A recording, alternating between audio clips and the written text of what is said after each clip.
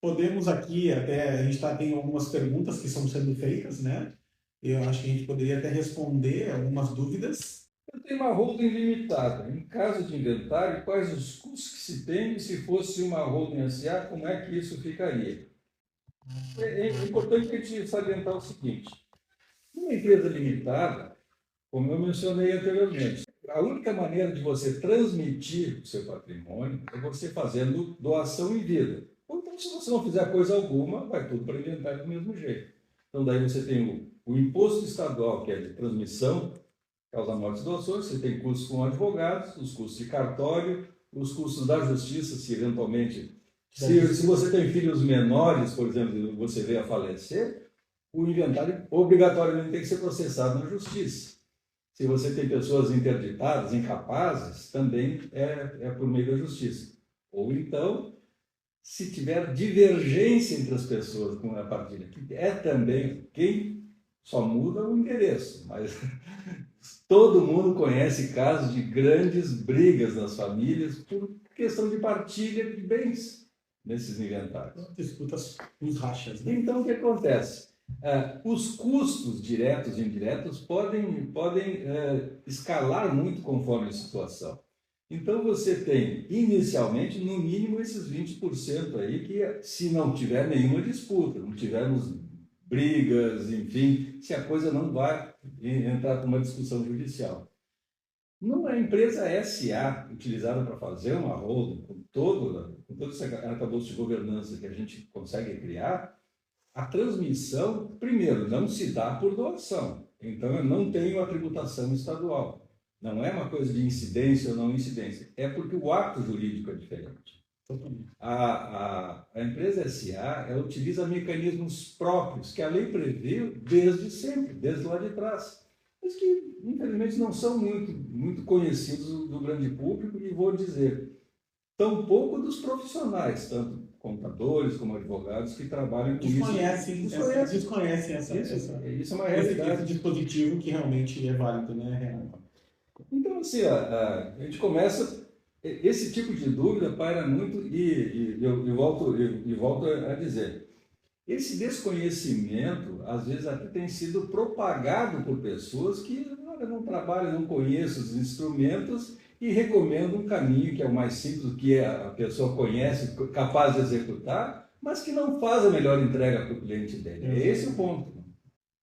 Meu sócio quer sair da empresa e exigiu parte do capital do qual eu não disponho em caixa. E ele entrar com um processo para forçar a venda de bens da empresa. Isso é possível? Se eu tivesse uma holding SA, isso resolveria?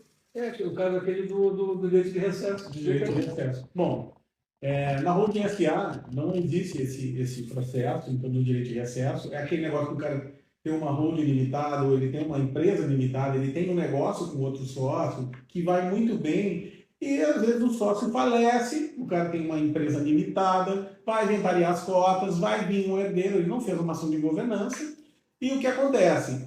Às vezes a esposa, viúva, ela não quer tocar um negócio, e o que ela diz? Eu quero a minha parte, porque ela é herdeira de fato. Eu quero a minha parte e pronto. E ela exerce o direito de recesso. E aí tem que tirar dinheiro de onde não tem, às vezes quebrar o porquinho, quebrar o caixa da empresa, ou às vezes acabar com o negócio, né? Porque você tem um ato aí, que nós estamos falando dentro da entidade limitada. Na sociedade de capitais, na SA, esse direito de recesso ele não existe.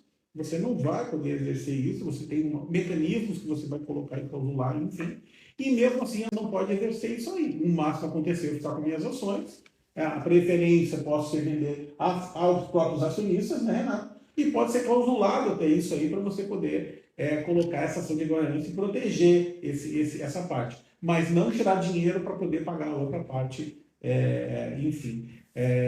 E tirando esse dinheiro do caixa. Isso não pode ser forçado, isso é feito então, dentro de um contexto de negociação. Não é aquele filho insatisfeito dizendo, não, aquele negócio de holding, vou receber aluguéis mensais, não, eu quero um pedaço do patrimônio para gastar do jeito que eu bem entender e fazer. O objetivo de uma holding, acho que também a construção do patrimônio por todo mundo que tem, assim, pensa na família, é proteção da família. É fazer com que aquele patrimônio que você construiu gere receita e dê conforto e segurança por gerações, não pensando só nos filhos, pensando nos netos que virão depois ainda adiante. E esse novo governo até, Renato, fala bem claramente, com alto e bom tom, falando que isso é algo, né? não é preferível que tudo que você construiu, tudo que você fez, adquiriu ao longo desses anos, tem que ficar para o Estado, realmente. Porque os filhos dos outros é que tem que trabalhar, fazer alguma coisa e adquirir esse patrimônio. Gente, pelo amor de Deus, a gente está falando aqui de uma conquista. Muitos têm patrimônio à custa de sua saúde, que custou a saúde para você adquirir esse patrimônio. Como é que você vai custando a sua saúde, às vezes diminuindo até o gap de sobrevida, para você deixar isso para o Estado? Então a gente tem que realmente pensar num formato jurídico, válido em lei, que permita fazer essa ação de governança.